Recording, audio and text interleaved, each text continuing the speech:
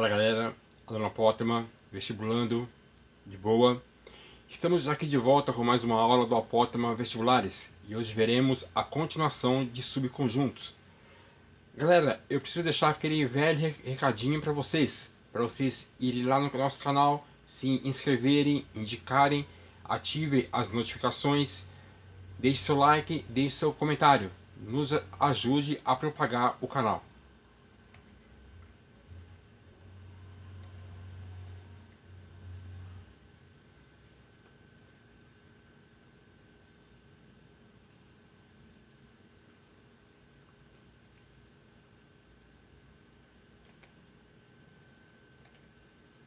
Subconjuntos, propriedades básicas, parte 1. Propriedades básicas da relação de inclusão. Dados os conjuntos A, B e C, quaisquer de um determinado universo U, são válidas as seguintes propriedades. A contido em A, propriedade reflexiva, ou seja, o conjunto A contido no próprio conjunto A. Se A está contido em B e B está contido em A, então A é igual a B. Ou seja, todos os elementos de A estão contidos no conjunto B e todos os elementos de B vão estar contidos no conjunto A. Quando isso acontece, vale a propriedade antissimétrica. Se A está contido em B e B está contido em C, então A está contido em C. E essa é a propriedade transitiva. Para o caso da propriedade antissimétrica, ela tem aplicação prática quando se precisa demonstrar que dois conjuntos A e B são iguais. Para isso, basta provar que A está contido em B, ou seja, para todo o elemento do conjunto A seja pertencente ao conjunto B e que B seja pertencente ou seja contido, no conjunto A. Tá? Então todo elemento de B vai estar contido ou vai pertencer, ao conjunto A. Continuando. Para o caso da propriedade transitiva, ela tem aplicação prática quando se precisa fazer deduções lógicas, tá? Muito usado aí no conceito de lógica, propriedade transitiva, quando você começa uma ideia, um conceito, ela passa por uma ideia intermediária, tá? E te leva a uma conclusão, tá? Então esse recurso, essa propriedade é muito usada em lógica. Continuando. Nota: na lógica, a propriedade transitiva também é conhecida como silogismo. Por isso, faremos aqui uma breve introdução de conceitos relacionados à lógica, que auxilia nas resoluções de inúmeros exercícios de conjuntos, tais como reunião, intersecção e operações com conjuntos. E, galera, nós não vamos esgotar esse assunto aqui, tá? Vamos abordar silogismo, apenas um conceito para vocês terem uma ideia, mas é amplamente usado ou aplicado em vários campos do saber, tá? Silogismo. Largamente usado nas mais diversas áreas do saber, tais como filosofia, direito. Direito usa muito o conceito de silogismo. O silogismo tem sua origem na Grécia Antiga e consiste, basicamente, de concluir uma ideia por meio de duas outras ideias, uma inicial e uma intermediária, respectivamente.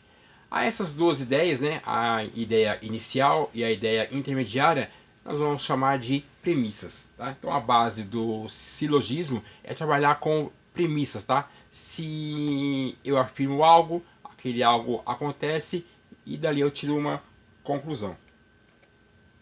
Exemplos de silogismo. Continuando. Premissa 1. A mangueira é uma árvore. Então a mangueira vai estar contida no conjunto M, tá? E eu tenho o outro conjunto, que é o conjunto A, que vai pertencer, vai estar ali incluído as árvores, beleza? Então M está contido em A. Premissa 2. Toda árvore é uma planta. Então toda árvore faz parte do conjunto A, tá? Ela vai pertencer ou fazer parte do conjunto das plantas. Então A está contido em P.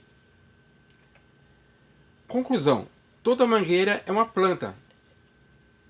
Turminha, é uma coisa óbvia, né? Se a mangueira é uma árvore, toda árvore é uma planta, então a mangueira, por conclusão, tá? A mangueira é uma planta, ok? Isso aqui é a aplicação direta da propriedade transitiva. M está contido em A está contido em P e M está contido em P. E aí para vocês aqui a representação, né? Eu tenho primeiro aqui o conjunto onde vão ter as mangueiras, beleza? Aqui o outro conjunto onde vão ter as árvores, né? E por último aqui o conjunto das plantas. Se você perceber, você vai ver que toda mangueira vai estar dentro do conjunto das árvores, ok? Só que vai ter árvores, né, determinados tipos de árvore, que não vai ser necessariamente mangueira, ok?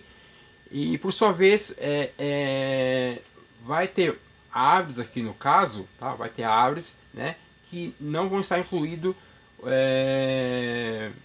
Vai ser um caso particular, né? Então, por exemplo, tudo que está aqui é planta, tá? Tudo que está aqui é planta. Então, as árvores vão estar contidas no conjunto das plantas, mas vai ter plantas que não são árvores, beleza? Então, essa aqui seria a premissa 1, toda mangueira é uma árvore. Essa aqui é a premissa 2, toda árvore é uma planta. E essa aqui é a conclusão, tá? Que a mangueira, tá? Por extensão ou por conclusão, a mangueira é uma planta, porque está no conjunto das plantas também. Mais exemplos de silogismo. Premissa 1. Todo gafanhoto é um inseto. Todo inseto é invertebrado, sem osso, né? Conclusão, todo gafanhoto é invertebrado. Então tá aqui, ó, o gafanhoto está no conjunto G, ok? E o inseto no conjunto I. Então todo gafanhoto é inseto, tá? Então o conjunto dos gafanhotos está contido no conjunto dos insetos. E aqui, né, o inseto I, invertebrado T, eu só coloquei T aqui para não fazer confusão, tá? Então todo inseto é invertebrado, tá? Ou seja, todo inseto vai estar contido no interior, no conjunto dos invertebrados.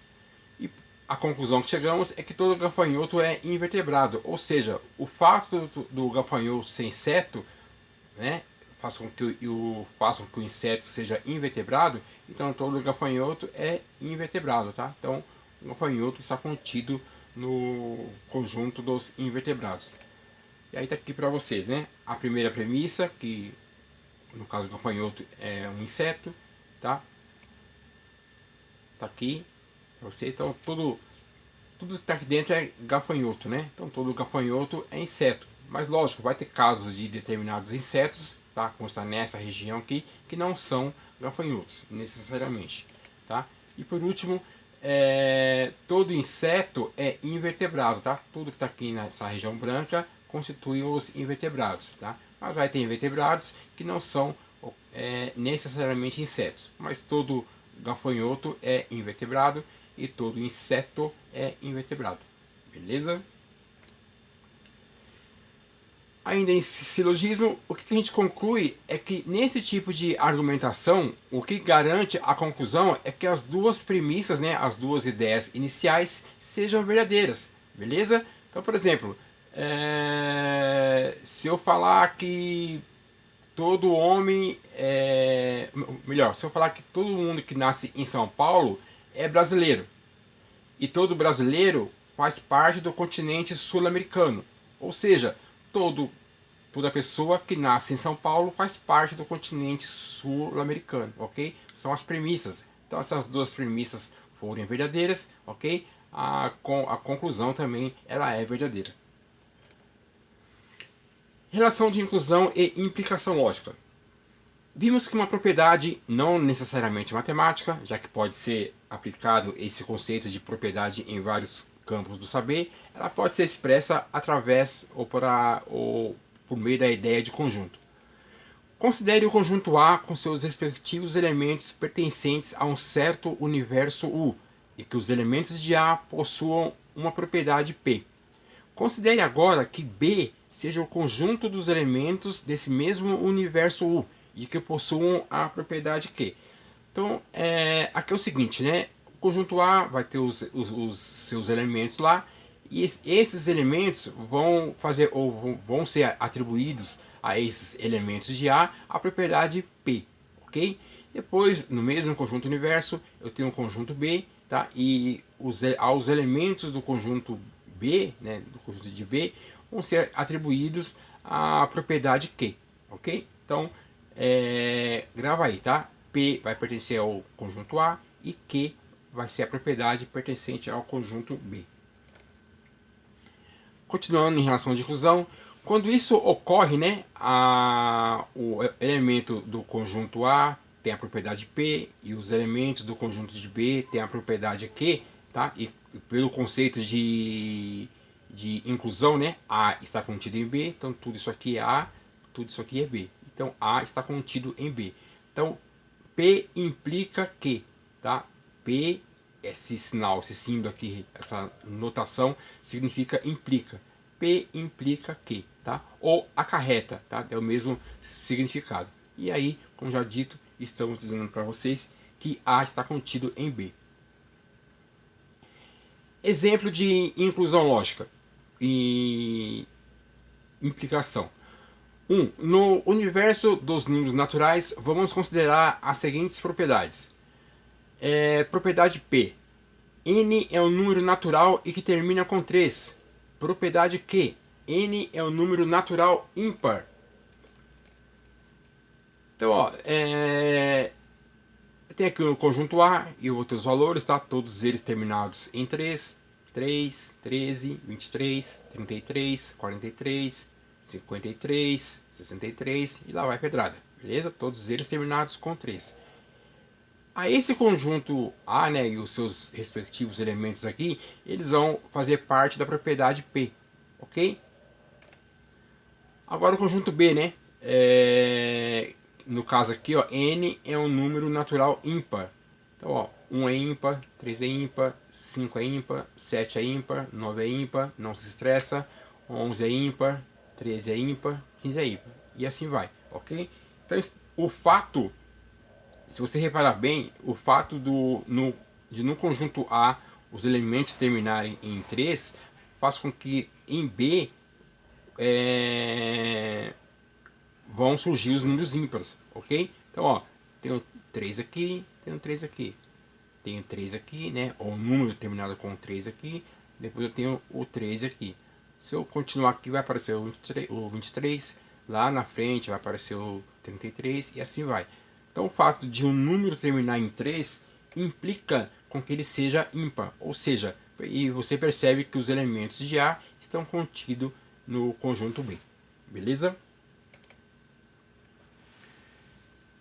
Uma outra forma de você determinar se o número é ímpar, né? Esse 2n aqui, você está multiplicando um natural vezes 2, tá? Então, qualquer natural que você fizer a multiplicação, tá? 2 vezes um número natural qualquer, vai dar um resultado par, tá? Por exemplo, 2 vezes 1 é 2, 2 vezes 2, 4, 2 vezes 3, 6 e assim vai. Aliás, o produto de um número par com um número ímpar, o resultado vai ser sempre par, tá? Só que se eu pegar esse resultado par, somar com 1, vai dar um número ímpar. Beleza? Continuando. Consideremos no universo dos quadriláteros as seguintes propriedades. Propriedade P. Ser quadrilátero com 4 lados de mesma medida. Propriedade Q. Ser quadrilátero com os lados opostos paralelos. P. Continuando aqui, né? Já havíamos dito, ser quadrilátero com 4 lados de mesma medida. E propriedade Q. Ser quadrilátero com lados opostos paralelos. Então, essa propriedade P aqui vai ser do conjunto A. Essa propriedade Q vai ser dos elementos do conjunto B, tá? No caso de A, né, de ser quadrilátero com 4 lados de mesma medida, quem atende a essa condição aqui é o conjunto dos losangos, tá? Tem os quatro lados de mesma medida.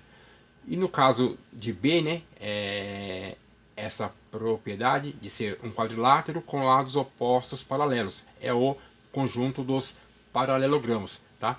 Como o A está contido em B, tá? E o conjunto, né, os losangos estão contidos, né, no conjunto dos paralelogramos, tá? Então A está contido em B. Logo, tá? De acordo com o que nós estamos vendo aqui, P implica Q.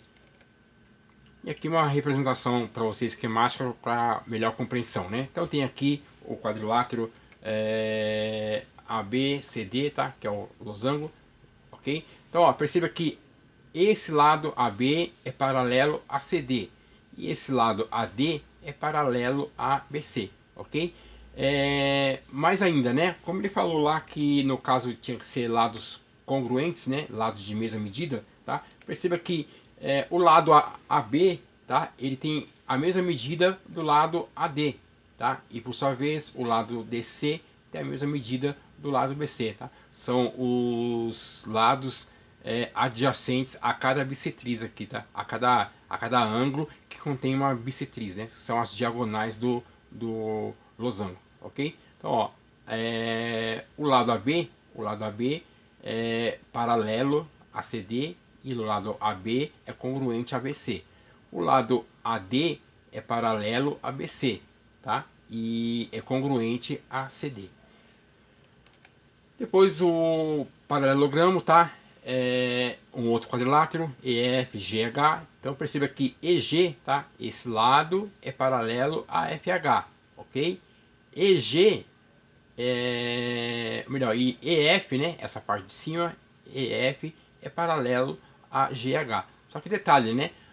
Ao passo que o losango tem os lados congruentes, isso não ocorre com o paralelogramo. A propriedade que os dois têm a mesma, se vocês repararem, é o paralelismo entre os lados opostos, ou entre os pares de lados opostos, ok? Aí uma representação, né? Em amarelo aqui os lados opostos, paralelos, tá? BC e AD. E agora o caso do paralelogramo, né? FH, EG são paralelos e EF e GH também são paralelos. Uma representação opcional, né, ao que estamos vendo aqui, no que diz respeito à implicação, né? Então, P implica Q pode ser lido dessas três maneiras aqui, tá? Então, ó, se P, então Q, tá? Como que isso pode ser traduzido em miúdos? Se P ocorre, então Q também ocorre, ok? P é condição suficiente para Q. Nós vimos aqui, né, que no caso do losango, o fato dele ter os lados opostos paralelos, né, ó, o fato do losango ter lados ou pares de lados opostos paralelos, que é o que também ocorre com o paralelogramo, é a condição suficiente para que o losango, tá, que pertencia ao conjunto A, faça parte ou seja contido no conjunto dos quadriláteros ali, e no caso seria o paralelogramo, beleza? Outra forma de ler, P é a condição necessária para quê? Ó, então, alguma característica do losango, tá? É condição necessária, né? Mínima, para que ele faça parte dos quadriláteros. Turminha, só um cuidado, tá? Condição suficiente é diferente de condição necessária, tá? Não necessariamente as duas têm que acontecer, tá? Às vezes pode acontecer de elas acontecerem separadamente, mas vai ter casos que elas vão aparecer juntas, tá? Então, uma coisa é condição suficiente, outra coisa é condição necessária, que nós vamos inclusive ver isso em aulas específicas mais na frente. Conclusão: ser losango implica em ser paralelogramo, ou ainda, se um quadrilátero é losango, então ele é paralelogramo, ok? Nota, né? Todo losango, né? Que estamos concluindo aqui, todo losango é paralelogramo. mas nem todo paralelogramo é losango. Valeu, manos!